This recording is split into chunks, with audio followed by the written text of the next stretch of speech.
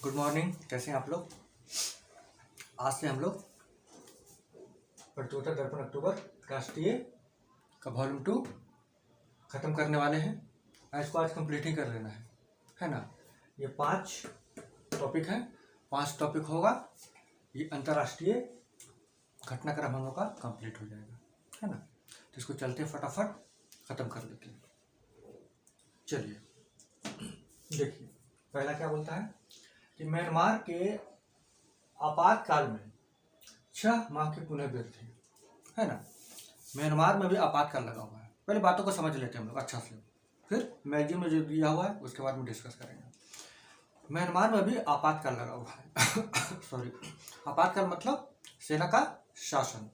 सेना का शासन को म्यांमार में जुंटा कहा जाता है। जुंटा अगर वर्ड यूज करेगा ना तो समझ जाइएगा कि सेना का शासन के बारे में बोल रहा है। जुंटा सेना का शासन के बारे में बात कर रहा है कि जुंटा का राज चल रहा है, जुंटा का शासन चल रहा है, मतलब समझिए कि सेना का शासन के बारे में बात कर रहा है, आपातकाल के बारे में बात कर रहा है। तो वहाँ भी आपातकाल लगा हुआ है, सेना का शासन लगा हुआ है और वहाँ का जनता विद्रोह कर रही है, आवाज़ उठा रही है कि नहीं, हम लोग को लोकतांत्रिक प्रक्रिया के द्वारा सरकार को चुने जाने का अधिकार दिया जाना चाहिए और जो हम वोट दे के जिस सरकार को चुने उसके द्वारा शासन किया जाना चाहिए। तो बार बार विद्रोह होने के बाद जो सेना है हर बार आश्वासन देती है कि हाँ, हम लोग बस प्रोसेस में है, लोकतंत्र को स्थापना करने जा रहे हैं, लोकतांत्रिक प्रक्रिया को स्थापना करने जा रहे हैं, चुनाव करवाने जा रहे हैं। और हर बार वो क्या करता है, टाल देता है, हर बार टाल देता है, बोलता है और हर बार टाल देता है। इस बार वही हुआ है, जो डेट दिया गया था उससे फिर वो 6 महीने आगे बढ़ा दिया। कौन? सैनिक शासन आगे बढ़ा दिया है। किस चीज़ का आगे बढ़ा दिया है? कि चुनाव प्रक्रिया को आगे बढ़ा दिया। बहाना क्या बनाया है कि अभी देश में बहुत जगह हिंसा हो रहा है, तो ऐसा भी देश में माहौल नहीं है ना, कि चुनाव करवाया जा सके, इसलिए अभी 6 महीने और आगे टाल दिया जाता है।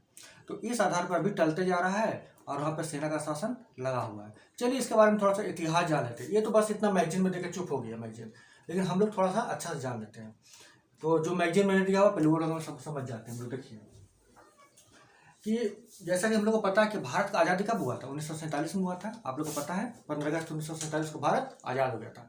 बस 1 साल के बाद 1948 में म्यांमार आज़ाद हुआ। म्यांमार किससे आज़ाद हुआ? तो अंग्रेजों से आज़ाद हुआ म्यांमार भी। यानी भारत का आज़ादी 1947, म्यांमार यानी उसमें बर्मा का आज़ादी कब हुआ? 1948 में। 1948 में आज़ाद होने के बाद जो बर्मा था वो एक लोकतांत्रिक देश के रूप में स्थापित हुआ, है ना, एक लोकतांत्रिक देश के रूप में स्थापित हुआ। उस समय वहाँ पर सेना का शासन नहीं था। लेकिन 1952 आते आते सेना क्या किया कि सरकार पे कंट्रोल करना चालू कर लिया, है ना। यानी बर्मा का जो लोकतांत्रिक सरकार था उस पर कंट्रोल करना शुरू कर दिया और 1962 आते आते पूरी तरीके से कब्जा कर लिया।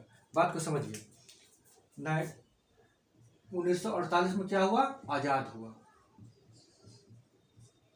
ब्रिटेन से, ठीक है। उसका क्या हुआ?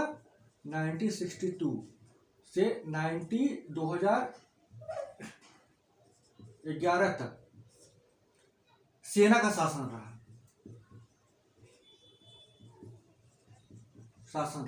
आजाद हुआ था तो लोकतांत्रिक राज था, जनता का शासन था। लेकिन 1962 में क्या हुआ? सेना इस पर कब्जा कर लिया। 2011 तक सेना का शासन रहा। फिर 2011 में क्या मुक्त हुआ और 2011 से 2021 तक लोकतंत्र रहा, वहाँ लोकतंत्र रहा, ठीक है। लेकिन सेना फिर से 2021 में, फरवरी 2021 में कब्जा कर लिया, बर्मा पर फिर से कब्जा कर लिया। 2011 से 2021 तक लोकतंत्र रहा, लेकिन फरवरी 2021 में फिर से कब्जा कर लिया। लोकतांत्रिक सरकार को हटाकर फिर से कब्जा कर लिया। बहाना क्या बनाया कि 2021 में नवंबर 2020 में जो चुनाव हुआ था, जो संसदीय चुनाव होता है, जो चुनाव हुआ था, इसमें धोखाधड़ी हुआ है। इसके आधार पर क्या किया कि फरवरी 2021 में लोकतांत्रिक सरकार को हटा दिया और फिर से कब्जा कर लिया। जो कि अभी तक ये कब्जा बना हुआ है। बार बार बोलता है कि चुनाव करवाएंगे, लेकिन अभी तक चुनाव नहीं करवाया है ना। बस यही बातों को समझना था। वहाँ के एक प्रमुख लीडर है, आंग सान सू की, नाम को तो पता ही होगा। वो अपना एक महिला है, अपना बाल के पीछे चोटी पीला रंग का फूल, चोटी पर पीला रंग का फूल लगाए रहती है ना। तो उनको नोबेल अवार्ड भी मिला है, ठीक है, नोबेल अवार्ड भी मिला हुआ है। उनको पकड़ के क्या किया, उन्हीं के नेतृत्व में लोकतांत्रिक सरकार चल रहा था, तो उनको पकड़ के क्या किया, जेल में डाल दिया। और सत्ता पर भी सेना कब्जा किए हुए है। और सेना का सरकार को क्या कहते हैं, जुंटा, याद रखिएगा, जुंटा सरकार, ठीक है ना। तो बस अभी वही हाल फिलहाल स्थिति है, वहाँ पर अभी लोकतंत्र बहाल नहीं हुआ है और डेट पे डेट आगे बढ़ता जा रहा है। बस मैगजीन में यही कुछ लिखा हुआ है, इसको अब आप आराम से पढ़ेंगे तो सब बात समझ में आ जाएगा, कोई दिक्कत नहीं इसमें। चलिए हम लोग आगे बढ़ते हैं। जोहान्सबर्ग में ब्रिक्स का 15वां शिखर सम्मेलन, 6 नए देश शामिल। ये 15वां हुआ है, 6 नए देश शामिल हुआ। क्लियर। देखिए पहले बातों को समझ जाते हैं कि 22 से 24 अगस्त को पीएम मोदी जोहान्सबर्ग की यात्रा पर थे, यानी साउथ अफ्रीका की यात्रा पर थे। किस लिए थे, तो ब्रिक्स का मीटिंग में गए थे। ब्रिक्स का मीटिंग में, ब्रिक्स का है तो 5 देशों का संघ है, यानी कि ब्राजील, रसिया, इंडिया, चाइना और साउथ अफ्रीका, ठीक है। उसका मीटिंग करने वो साउथ अफ्रीका गए। मीटिंग के दौरान क्या क्या हुआ, उन सब बातों पर हम लोग जिक्र कर लेते हैं। तो मीटिंग के दौरान पहले क्या हुआ, पहले लिख लेते हैं इसको।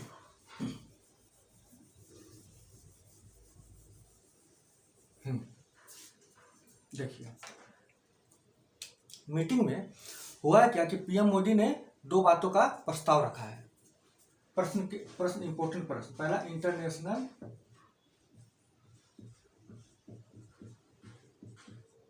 बिग कैट एलायंस, सब समझा दे रहे हैं, ठीक है ना। और दूसरा, ब्रिक्स अंतरिक्ष अनुसंधान या अन्वेषण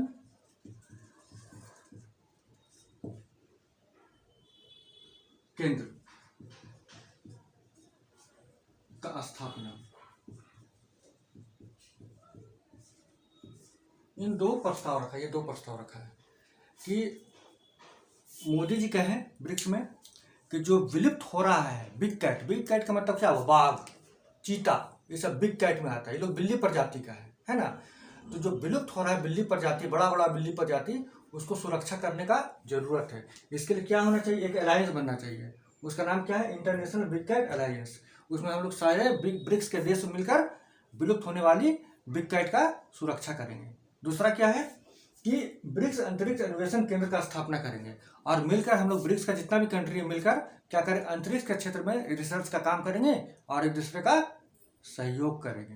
तो ये 2 बात मोदी जी के द्वारा रखा गया। तो हो सकता प्रश्न पूछते है ना कि कौन सा 2 बातों का प्रस्ताव रखा गया है।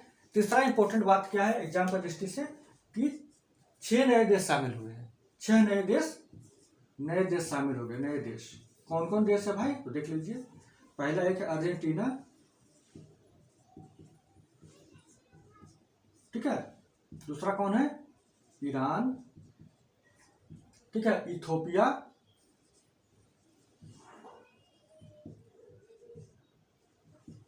सऊदी अरब,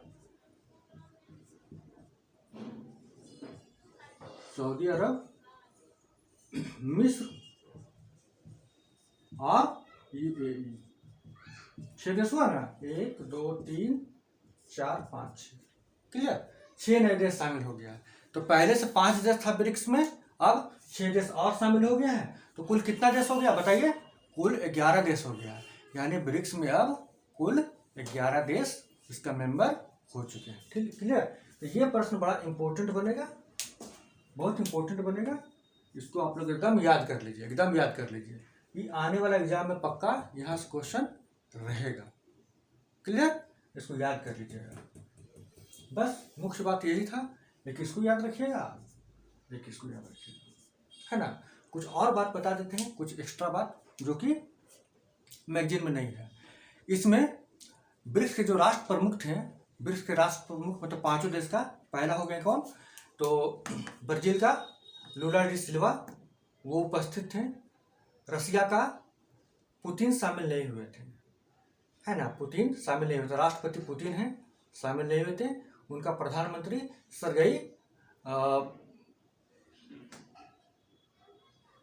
सरगई नाम है सरगई लावरोव शामिल हुए थे।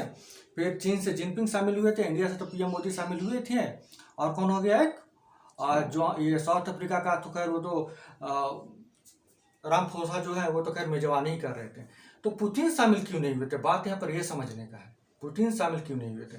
सारा राष्ट्र प्रमुख शामिल हुआ, पुतिन अपना प्रधानमंत्री को भेज दिया, खुद नहीं आए। क्या कारण था? आपको लगेगा कि तबीयत खराब होगा, और क्या तबीयत खराब होगा, या फिर अपना युद्ध लड़ रहे हैं, रूस यूक्रेन का युद्ध चल रहा है, उसमें अपना बिजी होंगे, टाइम नहीं मिला होगा। नहीं, ऐसा बात नहीं है। देखिए, समझने का बात यहाँ पर है, और यही इंपॉर्टेंट बात है।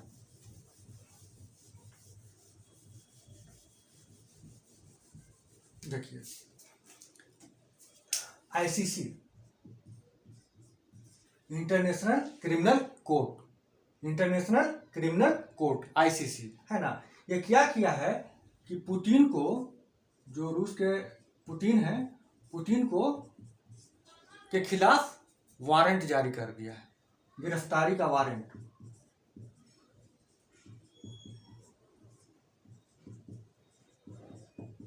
है ना, जो रूस यूक्रेन युद्ध हो रहा है ना, उसमें रूस के जो राष्ट्रपति पुतिन है उनको दोषी पाया गया है। कौन दोषी पाया है? आईसीसी, इंटरनेशनल क्रिमिनल कोर्ट, और बोला कि इसको गिरफ्तार करना है। वारंट जारी कर दिया, गिरफ्तार करना है। अब साउथ अफ्रीका फंस गया यहाँ पर। साउथ अफ्रीका आईसीसी के साथ क्या है, इसका अनुबंध किया हुआ है कि अगर कोई भी क्रिमिनल को, या इंटरनेशनल क्रिमिनल कोर्ट किसी व्यक्ति के खिलाफ वारंट जारी करता है, तो अनुबंध के अनुसार साउथ अफ्रीका उस व्यक्ति को गिरफ्तार कर लेगा, अगर उसका देश में रहेगा तो। अगर पुतिन आ जाते तो क्या होता? गिरफ्तार करना पड़ जाता। तो पुतिन आए ही नहीं, अपना पीएम को भेज दिए और खुद ऑनलाइन ज्वाइन कर लिए, है ना। इसलिए तो साउथ अफ्रीका से उसको अलग करना चाह रहा था कि मीटिंग कहीं और हो जाए, चीन वगैरह में हो जाए, चाहे कहीं और वगैरह में हो जाए, तो पुतिन आ जाएंगे। लेकिन ऐसा नहीं हुआ। पुतिन खुद ही अनाउंस कर दिया कि हम ऑनलाइन ज्वाइन कर लेंगे, हम अपना पीएम को भेज देंगे। इसके बाद पुतिन यहाँ नहीं है। बस इसके कारण ICC, international criminal court, Putin के खिलाफ गिरफ्तारी का वारंट जारी कर दिया है। ठीक है, अनुबंध के हिसाब से साउथ अफ्रीका को गिरफ्तार करना पड़ जाता, इसलिए पुतिन नहीं आए थे। समझ गए बात को? अब हम लोग आगे बढ़ते हैं। इसी तरह से बातों को समझते हुए पढ़ना है, बोलचाल का भाषा में समझ जाना बातों को, किताबी भाषा में नहीं। किताबी भाषा तो ऑलरेडी किताब में लिखा हुआ है ही है, तो कितनी बार किताबी भाषा पढ़िएगा। किताब का भाषा किताब में लिखा हुआ है, बोलचाल की भाषा में, है ना, समझ जाएंगे। और बस उसको फिर किताब में पढ़िएगा तो यूं ही लगेगा सब तो बात जानते ही हैं, बस रीडिंग मारना है और कुछ भी नहीं, है ना। जो किताब में नहीं रहेगा, कुछ एक्स्ट्रा रहेगा, वो तो हम आपको बता ही देंगे, तो कोई दिक्कत होने वाला है नहीं।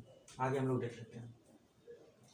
पीएम मोदी ग्रीस की यात्रा, ग्रीस के सर्वोच्च नागरिक पुरस्कार से सम्मानित।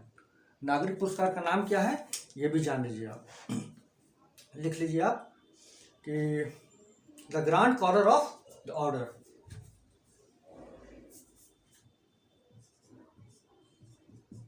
Grand collar of order of honour. ठीक है, देखिए, ब्रिक्स का मीटिंग खत्म हो गया 24 तारीख को। 22 से 24 तक पीएम मोदी जोहान्सबर्ग में रहे, ब्रिक्स का मीटिंग शामिल हुआ। 25 तारीख को क्या किए, ग्रीस की यात्रा पे निकल गए। ठीक है, ग्रीस, वही ग्रीस जिसको पहले हम लोग क्या कहते थे, यूनान कहते थे, उसको हिस्ट्री में यवन भी कहा गया, है ना, और वहीं से सिकंदर आया था, याद रखिएगा, वही ग्रीस, अब उसको ग्रीस कहा जाता है, तो याद रखिएगा। तो वहाँ चले गए, यात्रा पे चले गए।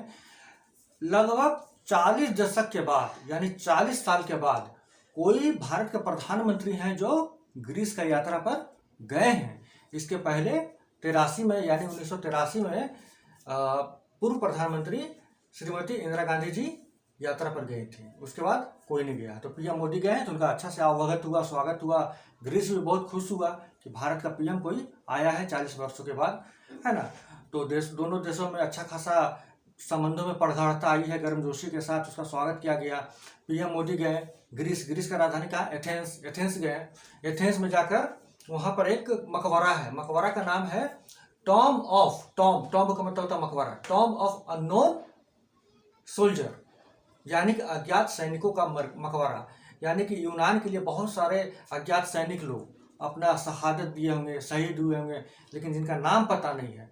तो यूनान उनके प्रति आभार व्यक्त करते हुए, ग्रीस उसके प्रति आभार व्यक्त करते हुए वो अज्ञात सैनिकों के लिए एक मकबरा का निर्माण करवाया है। भले नाम नहीं जानते हैं, लेकिन उनका याद में मकबरा बनवाया गया है। उसी पर जाकर प्रधानमंत्री क्या किए, पुष्पांजलि किए थे, पुष्प अर्पित किए थे, ठीक है ना। तो वहां पर गए, एथेंस में गए और टॉम ऑफ अननोन सोल्जर पर पुष्पांजलि किए, ठीक है ना। लिख दे रहे सब, हम बातों को लिख दे रहे हैं और ये समझ जाइए, ठीक है। दूसरा क्या है, टॉम ऑफ अननोन सोल्जर, ठीक है ना। Tom of unknown soldier Hindi में कहते हैं अज्ञात सैनिकों का मकबरा। हो सकता क्वेश्चन पूछ दे कि यहाँ पर पुष्पांजलि की 40 साल के बाद गए हैं, कहाँ पर है, किस देश में है, तो बता दीजिएगा कि ग्रीस में है, ठीक है ना, यहाँ पर गए थे। और तीसरा कि वहां पर जाने के बाद, ग्रीस पे जाने के बाद अब तो बातचीत हुआ, तो कुछ काम का भी बात हो जाए। तो भारत और ग्रीस ने MMPA एक एग्रीमेंट है, बताते हो क्या है, उसको बोला कि हम लोग जल्दी से जल्दी इसको लागू कर दें। तो MMPA यानी कि होता है mobility migration partnership agreement. Mobility migration partnership agreement, है ना, मोबिलिटी माइग्रेशन पार्टनरशिप एग्रीमेंट, ठीक है। ये जल्दी से जल्दी साइन हम लोग कर लेते हैं, यानी कि ग्रीस और भारत जल्दी से जल्दी साइन कर लेना चाहता है। ये होता क्या है, MMPA होता क्या है, होता है ना क्या कि ग्रीस और भारत दोनों ये तय कर रहा है कि हम लोग का देश में, यानी कि ग्रीस में और भारत में जो भी क्षमता के मतलब क्या बोल सकते हैं आप, उसको बोल सकते हैं कौशल और प्रतिभा। यानी ग्रीस में जो कौशल और प्रतिभा है, भारत आना चाहता है, वो आ सकता है। भारत में जो कौशल और प्रतिभा है, ग्रीस जाना चाहता है, वो जा सकता है, चाहे रोजगार के पर्पज से जाए, चाहे रिसर्च करने के लिए जाए, चाहे किसी और उद्देश्य से जाए, है ना। तो दोनों देश आवागमन को क्या कर लेगा, आसान बना देगा, आवागमन को आसान बना देगा। यही MMPA समझौता है, समझे। ये क्या है, तो कार्य कुशलता और क्षमता, कार्य कुशलता और क्षमता का आवागमन दोनों देशों के बीच में आसानी से हो जाए, इसके लिए एग्रीमेंट है। इसके साथ साथ ग्रीस क्या किया कि प्रधानमंत्री मोदी को उपाधि भी दिया, सम्मान भी दिया। कौन सा सम्मान दिया, यही the grand order of honour, ये सम्मान से उसको विभूषित किया, ठीक है ना। तो कुल मिला के क्या क्या हुआ, एक सम्मान मिला है मोदी जी को, the grand order of the honour. दूसरा क्या है, मोदी जी क्या किए, टॉम ऑफ अननोन सोल्जर पर पुष्पांजलि किए, फूल चढ़ाए। तीसरा क्या हुआ, वही उसको हिंदी में अज्ञात सैनिकों का मकबरा कहते हैं। तीसरा क्या, MMPA एग्रीमेंट पर दोनों जन जल्दी से जल्दी काम पूरा कर लेना चाहता है। MMPA क्या होता है, तो मोबिलिटी माइग्रेशन पार्टनरशिप एग्रीमेंट, है ना। ये क्या होता है कि कार्य कुशलता और क्षमता, दोनों देशों का कार्य कुशलता जो क्षमता रहेगा, वो आवागमन आसान हो जाए, कोई इसको रोक टोक ज्यादा नहीं हो, आसानी से दोनों जन आ जा सके। तो ये एग्रीमेंट है, बस यही तो था, और तो उसमें कुछ विशेष है नहीं। तो आराम से पढ़िएगा तो एकदम सब कुछ समझ में आ जाएगा। बाकी डिटेलिंग तो कर ही दिए हम, है ना। आगे बढ़े, चलिए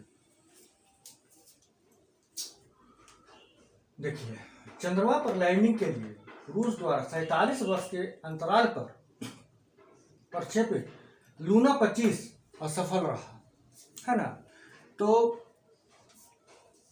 47 वर्ष पहले रूस चांद पर एक यान भेजा था, उसका नाम क्या था? लूना 24।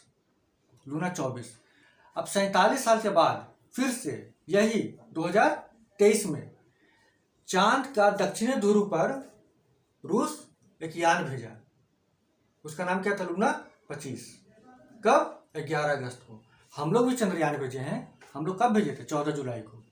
रूस का भेजा 11 अगस्त को। लेकिन अगर रूस का पहुंच जाता तो सबसे पहले पहुंच जाता, लेकिन रूस का क्या हुआ? रूस का जो चंद्रयान था यानी लूना 25 जो था वो असफल हो गया, यानी चांद के सतह से टकराया और वो असफल रहा, वो काम नहीं कर पाया, है ना। अब भारत का फिर सॉफ्ट लैंडिंग तो हो ही गया, आपको पता ही है कि 23 अगस्त को आराम से सॉफ्ट लैंडिंग हुआ। विक्रम था, प्रज्ञान रोवर था, उसे तो सब पता ही है।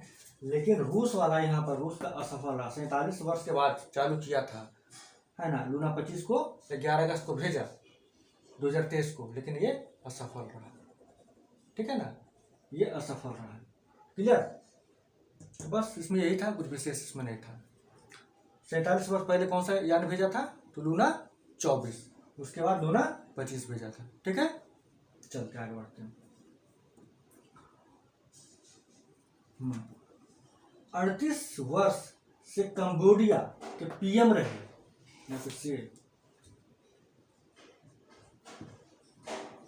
38 वर्ष से कंबोडिया के पीएम रहे हुन सेन ने पद छोड़ा, उनके पुत्र हुन मानेट बने नए पीएम। देखिए कंबोडिया का प्रधानमंत्री 38 साल से 38 ईयर से कौन बने हुए थे? हुन सेन। इनका नाम क्या था? हुन सेन, है ना। अब वो अपना पद छोड़ चुके हैं, ठीक है, पद छोड़ चुके हैं। और प्रधानमंत्री किसको बनाए हैं? अपना बेटा को। बेटा का नाम क्या है? हुन मानेट। अब कंबोडिया का प्रधानमंत्री बन चुके हैं। बस इसमें यही था, कुछ विशेष नहीं। इस तरह से हम लोगों ने आज 5 टॉपिक कवर कर लिया है, और 5 टॉपिक कवर करने के बाद आज ये कंप्लीट हो गया। क्योंकि एक पार्ट 1 हम लोग पहले भी देख चुके हैं, ये अंतर्राष्ट्रीय का पार्ट 2 था। टोटल 10 टॉपिक था, 5 टॉपिक कल किए थे, 5 टॉपिक आज किए हैं, ये कंप्लीट हो चुका है। अब हम लोग आर्थिकी में जाएंगे, और इसका ऑब्जेक्टिव भी हम जल्दी से जल्दी वीडियो अपलोड कर लेंगे, ताकि आप डिटेलिंग भी जान जाइए और ऑब्जेक्टिव भी जान जाइए, ताकि आने वाले परीक्षा में आपको कोई दिक्कत नहीं हो, आप मैक्सिमम से मैक्सिमम नंबर उठा सकें। तब तक के लिए गुड बाय।